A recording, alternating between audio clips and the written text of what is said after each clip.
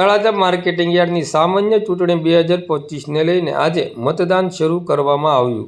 આજરોજ તારીખ 17/10/2025ના સવારથી જ તળાજા માર્કેટિંગ યાર્ડ ખાતે તળાજા માર્કેટિંગ યાર્ડની સામાન્ય ચૂંટણી 2025ને લઈને મતદાનનો પ્રારંભ કરવામાં આવ્યો હતો, જેમાં મોટી સંખ્યામાં મતદારો પણ જોવા મળ્યા હતા। સાથે સાથે ચુસ્ત પોલીસ બંદોબસ્ત પણ જોવા મળ્યો હતો।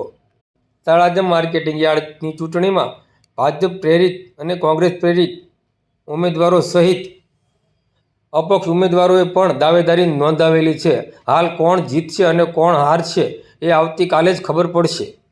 હાલ માર્કેટિંગ યાર્ડની ચૂંટણીને લઈને મતદાન પ્રક્રિયાનો પ્રારંભ કરવામાં આવી રહ્યો છે અને હાલ મતદાનની પ્રક્રિયા શરૂ છે।